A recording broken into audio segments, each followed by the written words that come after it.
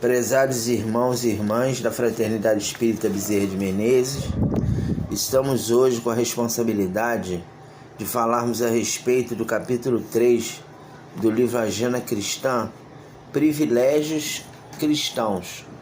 Nós vamos ler o capítulo e em seguida vamos comentá-lo. André Luiz nos fala o seguinte: manter suprema fidelidade a Deus, olvidar os próprios desejos, atendendo aos superiores desígnios, humilhar-se para que a mão do Senhor seja exaltada, conquistar a si mesmo, renunciar com alegria em benefício dos outros, retirar lucros eternos de perdas temporárias, trabalhar na construção do reino divino, esperar quando outros desesperam, penetrar o tempo do silêncio em meio do vozerio, guardar a fé acima da tormenta de dúvidas, calar a tempo de modo a não ferir, falar com proveito, ouvir o divino amigo em plena solidão, servir sem recompensa, suportar com valor a própria cruz, sofrer aprendendo e aproveitando, amar sem exigências, ajudar em segredo, semear com Cristo, desapegando-nos dos resultados, encontrar irmãos em toda parte, cultivar o prazer de ser útil, discernir o justo valor das causas e das coisas, santificar o mal, amparar com sinceridade os que erram, perdoar quantas vezes te for necessário, superar os obstáculos, conservar a jovialidade e a doçura, sustentar o bom ânimo, desprender-se dos enganos do mundo antes que o mundo nos desengane, perseverar no bem até o fim. Então tem muita coisa, né? A gente em 30 minutos não tem como falar sobre tudo. Nós vamos tentar falar o que nós consideramos mais importante. Bem, a primeira coisa que André Luiz nos ressalta é a necessidade de nós estarmos sintonizados com Deus. Então, se nós colocarmos Deus e Jesus e os amigos espirituais na nossa existência, nós conseguimos um resultado melhor na nossa vida. Nós conseguimos fazer com que a nossa vida seja mais equilibrada, seja mais voltada para os anseios da espiritualidade. Então essa crer em Deus, né, essa crença em Deus, que é primeiro princípio básico da doutrina espírita, é algo que tem que estar presente nas nossas existências para que nós conquistemos a nós mesmos e possamos melhorar a nossa vida. E com isso nós vamos entender que alguns desejos que nós temos são desejos que talvez não sejam tão importantes para a nossa existência.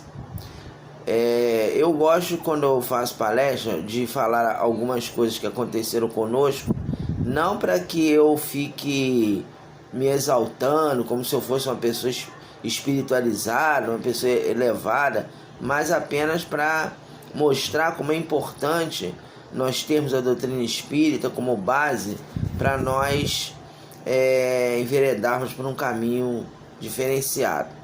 Então, quando eu me formei, vocês sabem que eu me formei como cirurgião dentista, né, em 1982, logicamente que eu tinha aquele desejo de melhorar de vida material, né, ter minha casa própria, ter meu carro. Isso é natural. Mesmo você sendo espírita, é lógico que você tem o direito de pensar nessas coisas.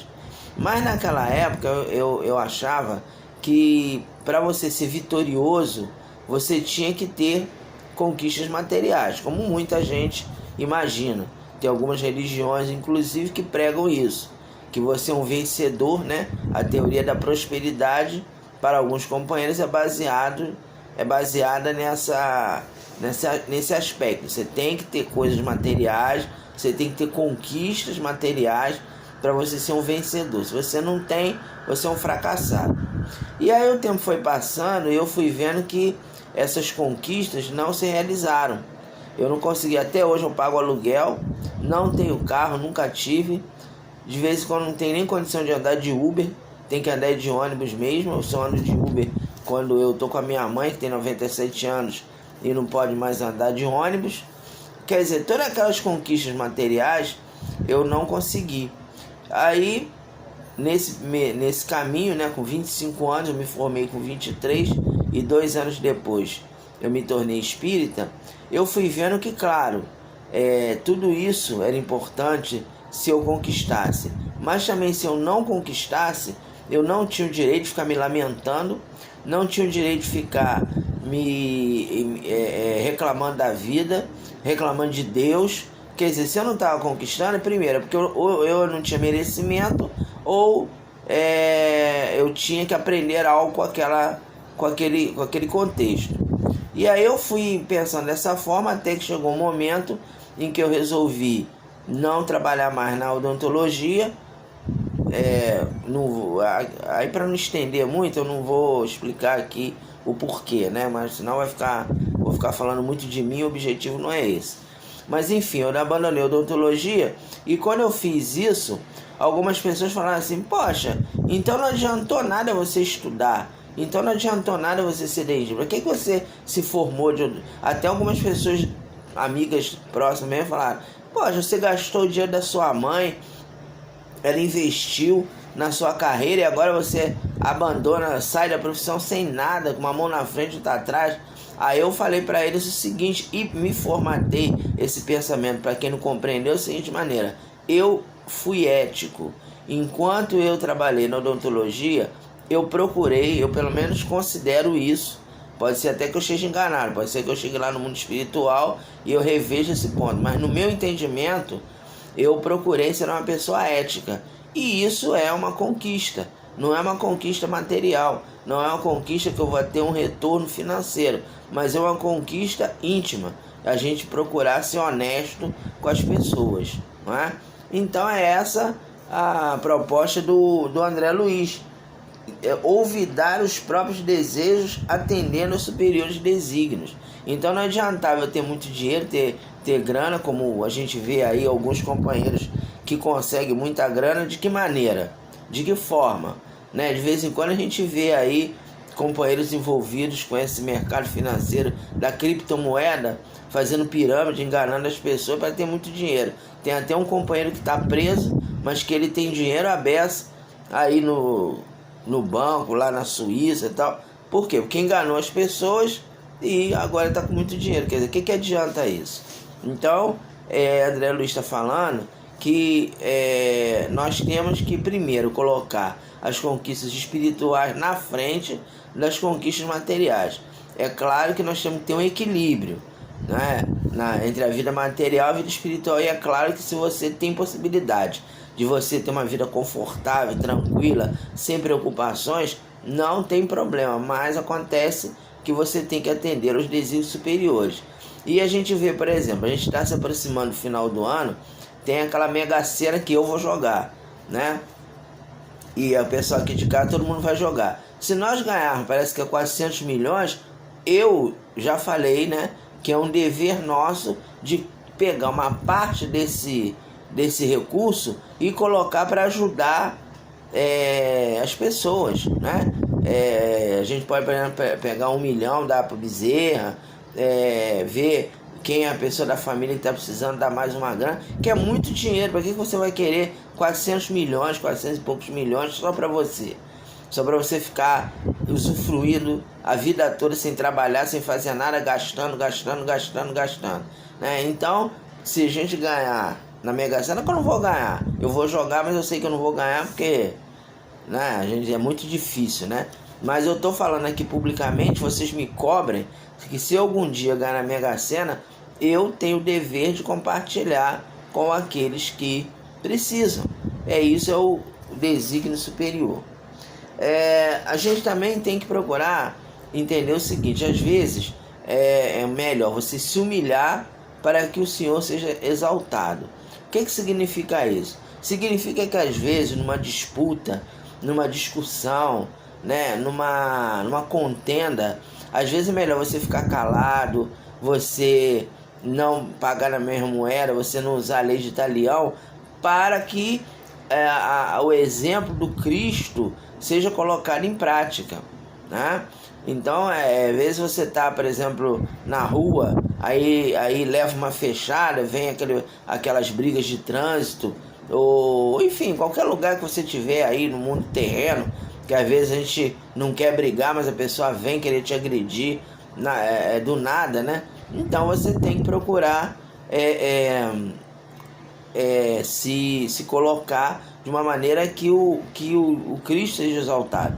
E aí também não é uma história minha, mas é algo que aconteceu com uma pessoa de uma outra casa espírita, que o companheiro nos contou que ele frequenta uma casa espírita e tem uma senhora negra que ela é juíza, aposentada. E você, de acordo com ele, você olhando para ela, ninguém fala que ela é juíza. Ela não é arrogante, não é toda exibida. Ela é normal, assim, ela com roupas simples.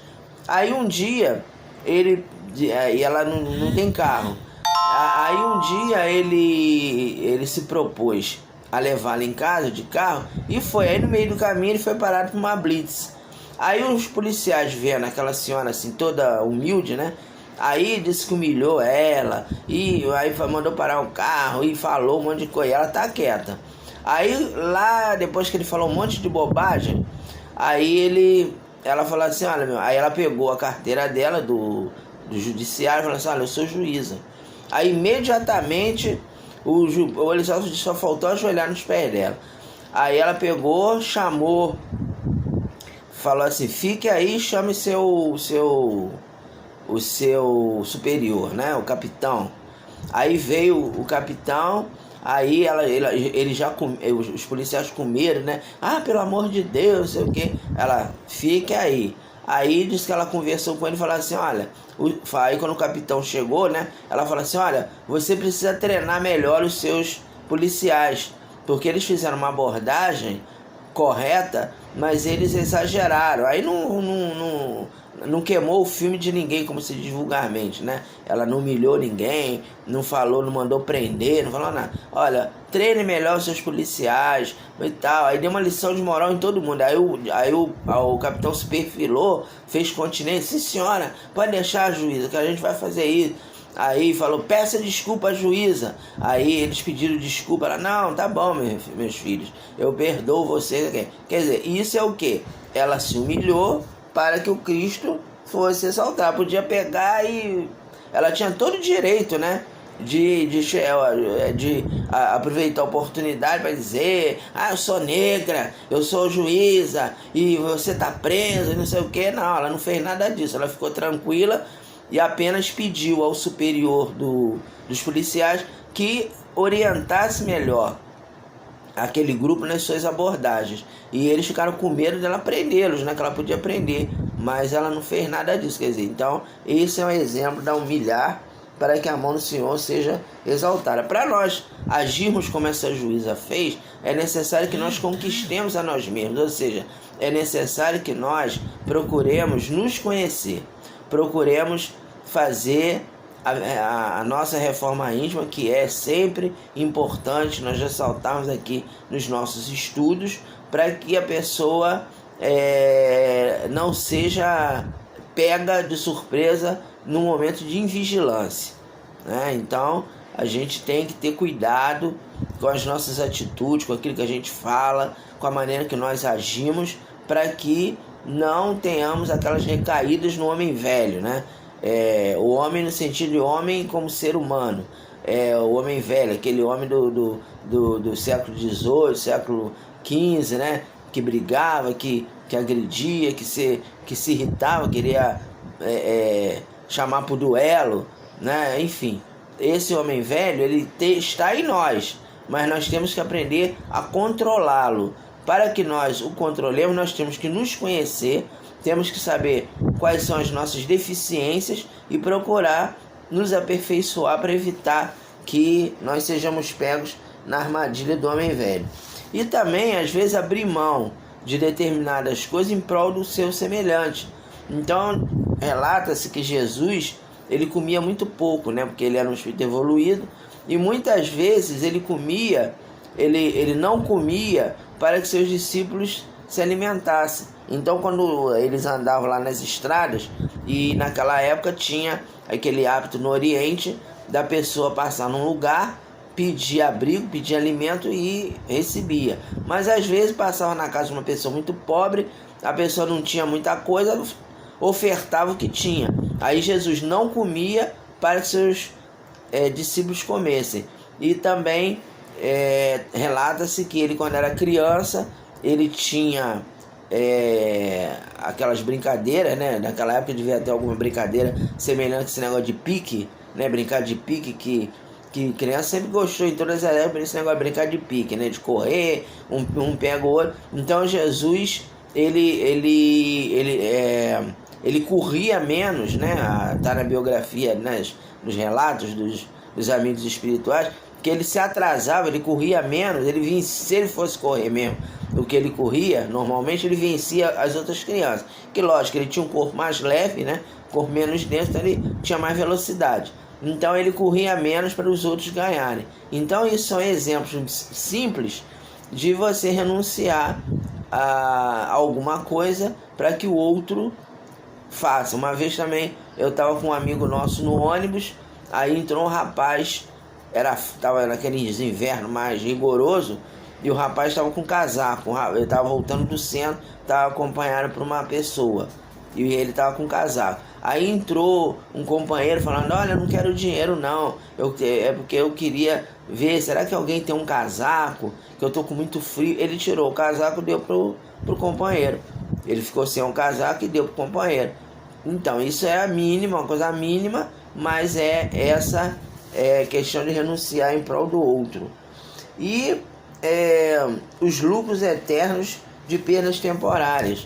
Quer dizer, então, quando a gente nota que às vezes você vai ter lucros temporários e grandes perdas espirituais, não é muito recomendável. Então também um relato, né, de um companheiro, de uma pessoa espírita que nós conhecemos, que ele conversou conosco, que numa ocasião o chefe dele o chamou para uma transação ilícita na empresa.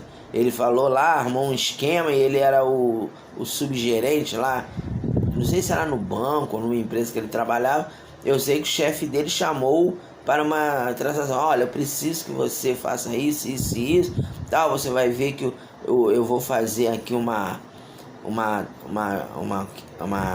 ele que eu fazia a contabilidade junto com o chefe, né? Eu vou mudar aqui a contabilidade, aí eu divido o dinheiro com você. Ele falou: não, o senhor pode arranjar outra pessoa para fazer isso, eu não. Aí o que o patrão fez? Mandou ele embora, falou para ele: o senhor, você é bobo e tal, não quero gente assim, idiota trabalhando comigo não. Mandou ele embora, botou uma outra pessoa no lugar dele que aceitou fazer, e aí depois ele soube que aquilo foi descoberto e foram os dois presos. Aí saiu lá no jornal que tinha uma empresa que tinha feito uma auditoria e verificou que estava havendo desvio de dinheiro, e aí foram os dois presos. Quer dizer, se ele tivesse seguido, né, a cabeça do chefe dele, ele estaria na cadeia também.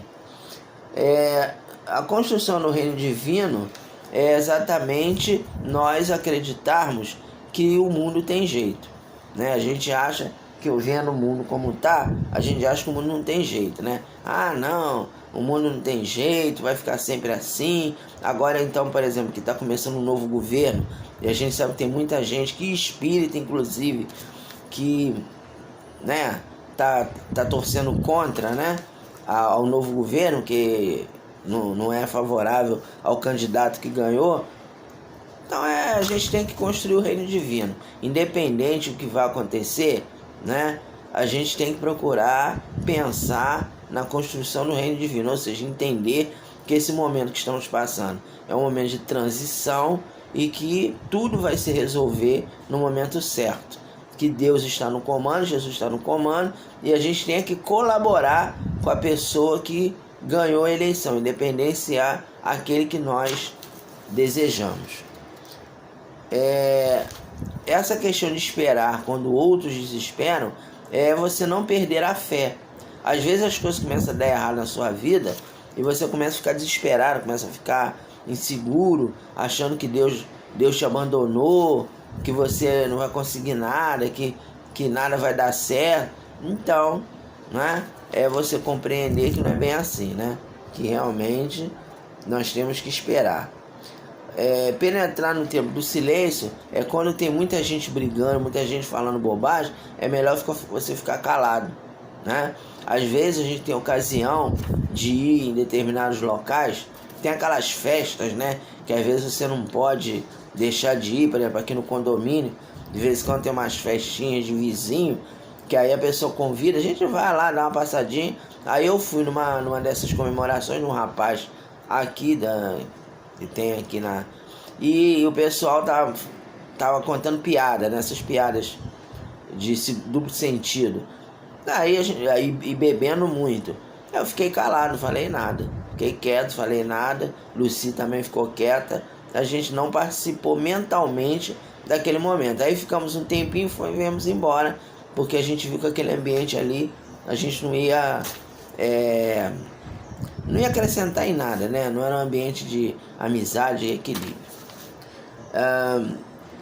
Aqui está falando também para guardar a fé acima da tormenta, calar a tempo, falar com proveito, ouvir o divino amigo em plena solidão. Quer dizer, então essa sintonia constante com Deus, Jesus e os amigos espirituais, nós conseguimos, estudando a doutrina, procurando estudar a doutrina espírita sempre, lendo as obras espíritas sempre, ter o hábito da leitura das obras espíritas, e nesse momento também, através das orações, nós ouvirmos Jesus na nossa acústica, né? Ouvirmos o Cristo na nossa acústica mental, ouvirmos a voz da nossa consciência, ouvirmos a voz dos amigos espirituais que nos alertam para determinadas situações.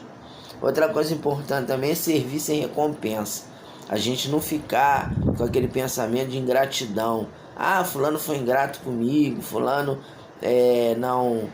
não reconheceu o bem que eu fiz a ele, hoje não é mais meu amigo, hoje está contra mim. Então a gente tem que realmente fazer um desapego, né? E não ter essa situação. Eu vou dar um pulinho aqui no texto, porque a gente já está com o tempo quase acabando, para falar sobre uma coisa aqui interessante que André Luiz colocou aqui: santificar o mal. Santificar o mal. Então o que é isso, né? Santificar o mal. Então a gente vê o seguinte, que a pessoa que nos faz o mal, ele fortalece a nossa fé. É isso que André Luiz está querendo dizer. Se a gente não vê aquele companheiro que está nos prejudicando como alguém que vai trazer prejuízo, vê aquela pessoa que está ali querendo testar a nossa fé, fortalecer as nossas determinações, nós temos muito a ganhar. E aí tem aquela história que está, aquele relato que está no Velho Testamento sobre Jó, aquele personagem bíblico, que lógico, ali tem muita alegoria ali nesse relato, mas a gente pode pegar o que for proveitoso para nós. Então relata-se que o demônio quis testar a fé de Jó, e aí falou para Deus que ele ia criar uma série de dificuldades na vida de Jó, que Deus ia ver que ele ia renegar a Deus. E aí foi fazendo Jó perder a fortuna, a família o abandonou, ele ficou muito doente, ficou ranceniano, né? Pegou a ranceníase, que naquela época não tinha cura, foi para o Vale dos Imundos, e ele nunca perdeu a fé, ele continuou ali firme, continuou acreditando que Deus não tinha o abandonado, até que ele, devido à determinação dele, ele conseguiu se curar da ranceníase. Ele encontrou uma pessoa, um homem um médium, né? Médium de cura. Aí eles dizem que é um homem santo. Uma pessoa que o curou da hanseníase, ele conseguiu recuperar a sua fortuna e teve possibilidade de formar uma outra família, já que a família primeira o renegou. Então, daquele aparente mal, ele tirou o bem e teve aí uma oportunidade muito importante. A gente vai então encerrar falando aqui, ó: conservar a jovialidade, a doçura, sustentar o bom ânimo. Quer dizer, por mais que nós tenhamos dificuldade, a gente não tem que se tornar aquela pessoa mal-humorada, que fica sempre reclamando, que fica naquele posicionamento de achar que tudo dá errado, que eu não tenho sorte na vida, né?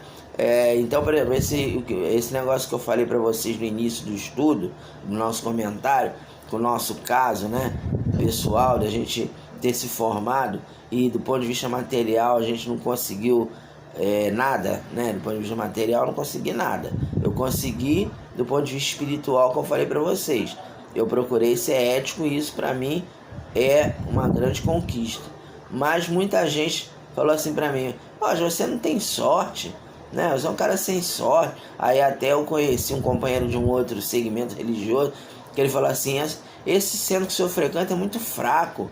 Vai lá no meu centro que eu vou pedir aos guias para abrir seus caminhos, fazer um trabalho para o senhor ter mais dinheiro, ter mais cliente, sair dessa situação. E eu falei: meu amigo, fique com a sua religião, que eu fico com a doutrina, porque eu, graças a Deus, não perdi o bom ânimo, né? Pode ser que eu perca daqui para frente, né? A gente nunca sabe, do dia de amanhã eu posso passar por uma situação muito complexa e ter dificuldade para vivenciar, mas até hoje eu não perdi o bom ânimo. Quer dizer, eu sei que do ponto de vista material eu não consegui absolutamente nada, se for nessa ótica da teoria da prosperidade, né?